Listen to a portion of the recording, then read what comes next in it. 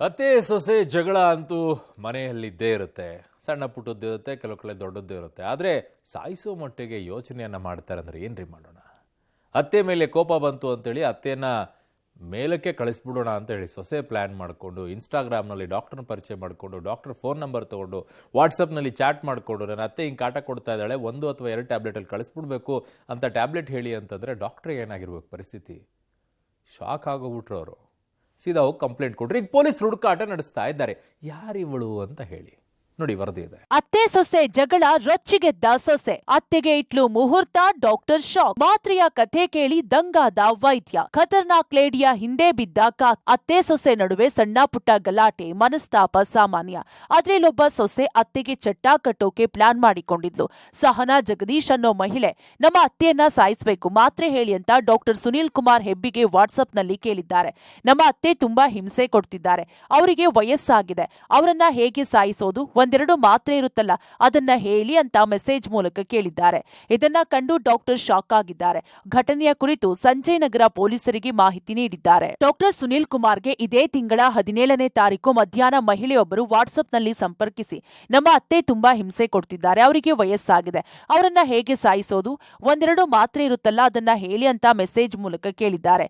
ಇದನ್ನ ಕೇಳಿ ಶಾಕ್ ಆದ ಡಾಕ್ಟರ್ ಸುನೀಲ್ ಕುಮಾರ್, ಇದು ತಪ್ಪು, ನಾವು ಜೀವ ಉಳಿಸುವವರು, ಜೈಲಿಗೆ ಹೋಗ್ತೀರಿ ನೀವು ಅಂದ ಕೂಡಲೇ ಖತರ್ನಾಕ್ ಲೇಡಿ ವಾಟ್ಸ್ಆಪ್ ಚಾಟ್ ಡಿಲೀಟ್ ಮಾಡಿದ್ದಾರೆ.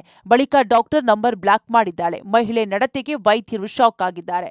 ತಮ್ಮ ಹೆಸರು ಸಹನಾ ಅಂತ ಹೇಳ್ತಾರೆ. ಹೇಳಿದ್ಮೇಲೆ ನಮ್ಮ ಅತ್ತೆಯನ್ನು ಸಾಯಿಸಬೇಕು, ಅದಕ್ಕೆ 2 ಮಾತ್ರೆ ಬರೆದು ಕೊಡಿ ಅಂತಾರೆ. ಆವಾಗ ನನಗೆ ಶಾಕ್ ಆಗುತ್ತೆ. ನಾವು ದಿನನಿತ್ಯ ಜನರ ಪ್ರಾಣ ಉಳಿಸೋದಕ್ಕೆ ಅಥವಾ ಸಾಮಾಜಿಕ ಕೆಲಸ ಮಾಡುವಾಗ ಇಂಥದ್ದು ವಿಚಿತ್ರವಾಗಿರುವಂಥದ್ದು ಕೇಳ್ತಾ ಇದ್ದೀನಲ್ಲ.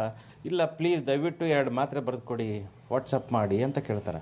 ಇದೆಲ್ಲ ತಪ್ಪಾಗುತ್ತೆ, ಇದು ಕ್ರೈಮ್, ಇದು ಇಂಥದ್ದು ಮಾಡೋದು ನೀಚತನ, ಇದು ಈ ಥರ ಮಾಡಿದರೆ ಪೊಲೀಸ್ ಕಂಪ್ಲೇಂಟ್ ಕೊಡ್ತೀನಿ ಅಂತ ಹೇಳ್ತೀನಿ. ಅಂದ ತಕ್ಷಣನೇ ಅವರೆಲ್ಲ ವಾಟ್ಸಪ್ ಚಾಟನ್ನು ಡಿಲೀಟ್ ಮಾಡ್ತಾರೆ. ಈ ಥರನೂ ಇರುತ್ತಾ? ಸಮಾಜ ಯಾವ ಸ್ಥಿತಿಗೆ ಹೋಗ್ಬಿಟ್ಟಿದೆ ಅಧೋಗತಿಗೆ ಅನ್ನೋವಂಥದ್ದು ಅನ್ನಿಸ್ತು. ಹೀಗಾಗಿ ತುಂಬ ಬೇಜಾರಾಗಿ ಕಂಪ್ಲೇಂಟ್ ಕೊಟ್ಟೆ.